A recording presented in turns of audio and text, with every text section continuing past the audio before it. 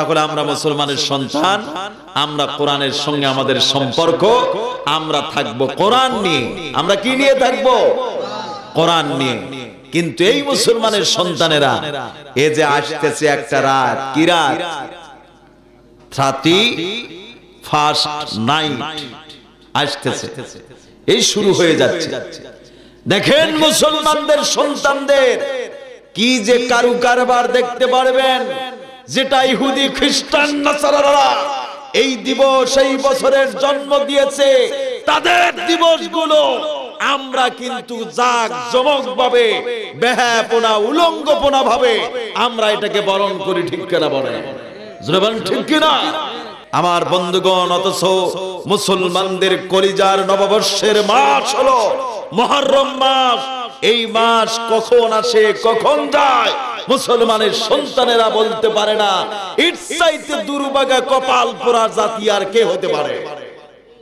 আমার বন্ধুগণ, এই যে বৈশাখ মাস বাঙালি জাতির যে নববর্ষের মাস, বৈশাখকে ঢাক ঢোল বাজায়া কিভাবে উৎসব করে, পান্থাবাতের ল্যাংটা আয়োজন করে। ঠিক কিনা বলেন? আর কি যে গান গালা শুরু করে দেয়, কয় দেখা হবেই হবে। বৈশাখে দেখা হবেই হবে বটমূলে, কি যে গান শুরু করে দিচ্ছে। আরে বৈশাখ মাস আমাদের দিলটা কি? বৈশাখ মাস যখন আসে, বৈশাখ মাস বলতেছে এত জাঁকজমক ভাবে আমাকে বরণ করে নিচ্ছে, খুব বুঝি খুশি হয়েছো, ঘরের বান্নুল গুলো শক্ত করো, খুঁটিগুলো বদলাও, এবার তোমাদের উপহার দেব 280 কিলোমিটার বেগে ঝড় তুফান। ঠিক কিনা বলে? ঠিক কিনা? আল্লাহ পাক এই জন্য মাস দিয়েছেন, কোন মাসকে তোমরা বরণ করবে, উৎসব করবে। আল্লাহ পাক এই জন্য হিজরি নববর্ষের মাস হলো মুহররম মাস। বলেন সুবহানাল্লাহ, সুবহানাল্লাহু আকবার। অথচ সেই মাস সম্পর্কে সরকারি ভাবে হোক আর বেসরকারি ভাবে হোক, সেই মাসকে বরণ করা হয় না। ঠিক কিনা বলেন? ঠিক কিনা? আমার এই 39 যে ফার্স্ট ডে যে দিনটা আসতেছে, কি যে অবস্থা হবে বুঝতেই পারছি। আমি যে হাদিসটা বলতেছিলাম, যেখানে নূরে সাকিনা অবতীর্ণ হবে।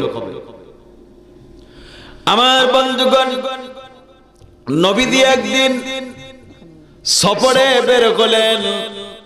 মানুষ কিন্তু সফর করলে ক্লান্ত হয়ে যায়, ক্ষুধার্ত হয়ে যায়, পেরেশান হয়ে যায়। ঠিক কিনা বলেন? জোরে বলেন ঠিক কিনা?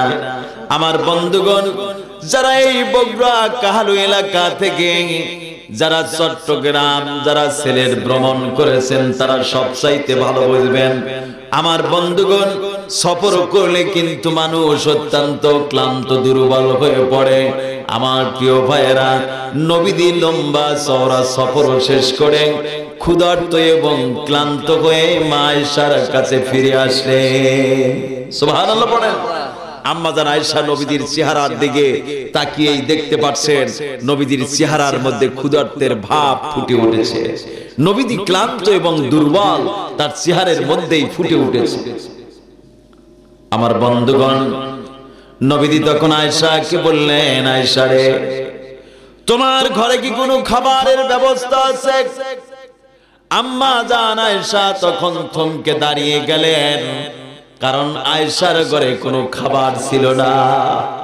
আমার বন্ধুগণ, মা আয়েশা তখন আল্লাহর দরবারে দুটি হাত তুলে ফরিয়াদ জানালেন, হায় আল্লাহ তাআলা, বিশ্ব নবী এমন একটা সময়, এমন একটা মুহূর্তে আমার কাছে খাবারের জন্য নিবেদন করেছেন, আমার ঘরে কোনো খাবার নাই। বিশ্ব নবীকে কি দিয়ে আমি আপ্যায়ন করি? আমার বন্ধুগণ, আম্মা জান আয়েশা আল্লাহর দরবারে এইভাবে ফরিয়াদ করতে লাগলেন। আল্লাহ রাব্বুল আলামিন জিবরাইল আমিনকে প্রেরণ করলেন, ও জিবরাইল আমিন, তুমি আমার হাবিবের জন্য এই মুহূর্তে নবীজি ক্ষুধার্ত অবস্থায় যে খাবারটা পছন্দ করেন, আমার বন্ধুগণ জিবরাইলকে বললেন, তুমি সেই খাবারটা মা আয়েশার ঘরে নিয়ে যাও। সুবহানাল্লাহ বলেন। আমার বন্ধুগণ, জিবরাইল আলাইহিস সালাতু ওয়াস সালাম জান্নাত থেকে আজওয়া খেজুর নিয়ে আসলেন। কারণ আমার নবীদি যখন ক্ষুধার্ত হয়ে পড়েন তখন নবীদি বেশি বেশি আজওয়া খেজুর খেতেন।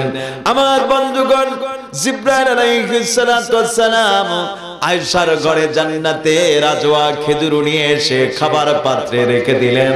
আম্মা জান আয়েশা ঘরের মধ্যে খেজুরের সুগন্ধি আয়েশার নাকে লাগছে, বলেন সুবহানাল্লাহ। আমার প্রিয় বন্ধুগণ, এমনটি সময় আয়েশা সিদ্দিকা রাদিয়াল্লাহু তাআলা আনহা খাবার পাত্রের দিকে নজর করে দেখতে পারলেন খাবার পাত্রে অসংখ্য জান্নাতের আজওয়া খেজুর এসে ভরপুর হয়েছে। কি আমল ছিল, কি ইলম ছিল, জান্নাতের খাবার, এটা কি চারটিখানি কথা? আমার বন্ধুগণ, মনে পড়ে যায় এই জন্য রাসূলের রওজার পাশে রওজাতুম মিন রিয়াদুল জান্নাতের মধ্যে যারা ঢুকেছেন, মদিনাতেও ভাইয়ের সাথে দেখা, মক্কাতেও ভাইয়ের সাথে অনেকবার দেখা, সুবহানাল্লাহ বলেন। এই রওজার মধ্যে যখন ঢুকে পড়লাম ওখানকার মুয়াজ্জিন সাহেবের সঙ্গে আমাদের সাক্ষাৎ হলো, সুবহানাল্লাহ বলেন। মুয়াজ্জিন সাহেব এত ভালো মানুষ, আজও যেই জায়গায় দাঁড়িয়ে দাঁড়িয়ে হযরত বিলাল আযান দিতেন সেই বিলালের মিনারা কিন্তু এখনো অমনি অবস্থায় রাখা হয়েছে, এত সুন্দর করে উঁচু ভাবে রাখা হয়েছে, সেখানেই কিন্তু সেই বিলালের আযান এখনো হয়ে যায়, সুবহানাল্লাহ বলবেন না? আমার বন্ধুগণ, মুয়াজ্জিন সাহেব যখন আযান দিলেন, নামাজ যখন শেষ হলো, আমরা ছিলাম রওজাতুম মিন রিয়াদুল জান্নাতের ভিতরে রাসূলের রওজার সঙ্গে, বলেন সুবহানাল্লাহ। একবারে রাসূলের রওজার সাথে বসে মুয়াজ্জিন সাহেব যখন আসলো, মোলাকাত করলাম, উনি আমাদেরকে কিছুক্ষণ সময় দিলেন, সুবহানাল্লাহ বলেন। আমার বন্ধুগণ, নবীজি যেখানে ঘুমিয়ে আছেন এটাই হলো মা আয়েশার বাড়ি, এটাই হলো মা আয়েশার ঘর, সুবহানাল্লাহ বলেন।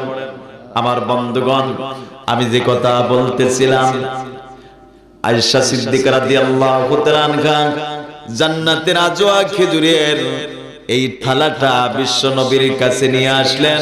ইয়া রাসূলুল্লাহ, ইয়া হাবিবাল্লাহ, আমার ঘরে তেমন খাবারের ব্যবস্থা ছিল না, আপনার জন্য কিছু খেজুরের ব্যবস্থা হয়েছে, সুবহানাল্লাহ বলেন। নবীজি মুস্কে হাসি দিয়ে আয়েশাকে বললেন, আয়েশা রে, তুমি কি আজওয়া খেজুরের ফজিলত সম্পর্কে অবগত আছো? আম্মা জান আয়েশা নবীকে বললেন, ইয়া রাসূলুল্লাহ, ইয়া হাবিবাল্লাহ, খেজুরের ফজিলত সম্পর্কে আল্লাহর রাসূল এবং আল্লাহই ভালো জানেন, সুবহানাল্লাহ বলেন। আমার বন্ধুগণ, নবীজি তখন আয়েশাকে বললেন, ও আয়েশা, তুমি ভালো করে শুনে নাও, ভালো করে জেনে নাও, আল্লাহর কোন গোলামেরা, যেই বান্দারা এক নয় দুই নয় 7টি দিন ধরে যদি আজওয়া খেজুর খেতে পারে, ওই ব্যক্তিকে কোনোদিন 3টি রোগ কখনো আক্রমণ করবে না। কয়টি রোগ? 3টি রোগ কোনোদিন আক্রমণ করবে না। আমার বন্ধুগণ, সবচাইতে পৃথিবীতে আজওয়া খেজুরের দাম বেশি না কম? সবচাইতে বেশি আজওয়া খেজুরের দাম, সুবহানাল্লাহ বলেন। ওখানে আমরা অনেক আজওয়া খেজুর খেয়েছিলাম। মদিনাওয়ালা মক্কাওয়ালা মানুষেরা কি আপ্যায়ন! দোকানে যাবেন, আপনার হাজীদেরকে বলবি, হাজী হাজী খাও, কুল্লু ফিরি ফিরি খাও, মানে ওখানে দোকানে গেলে আপনি যত খেতে পারেন আপনি খাবেন, কোনো বাধা নাই, সুবহানাল্লাহ বলেন। আমরা আয়েশা সিদ্দিকা রাদিয়াল্লাহু তাআলা আনহার মসজিদে যখন গেলাম, ওখানে আমাদের বাঙালি, আমার সাথে ছিলেন মাওলানা গোলাম আজম শহীদুল ইসলাম ভাইরাও গিয়েছিলেন। তো ওই খেজুরের আপনার যে কাঁদিগুলো দেখে মন জুড়িয়ে যায়, কি অবস্থা দেখেন, একই গাছে কত খেজুর পাকতেছে, আবার কত কাঁচা, এরকম অবস্থা, সুবহানাল্লাহ পড়েন। তো গোলাম আজম বলতেছে, খেজুর খাবার খুব ইচ্ছে হচ্ছে। তাই বললাম যে আগেই যান, খেজুরের মাথায় হাত দিবি না, আগে শুনে নে। তো দেখি যে ওখানকার যে কর্মচারী কিছু ছিল আমাদের বাঙালি, আমরা বললাম যে ভাই, ও দেশি ভাই, তো এগিয়ে আসলো। আসার পরে ও বুঝতেই পারছে, ভাই এখানে যত খেজুর আছে সব খাবেন, সমস্যা নাই, এখানে সবার জন্য, হাজীদের জন্য সব ফ্রি। আপনারা খেতে পারেন।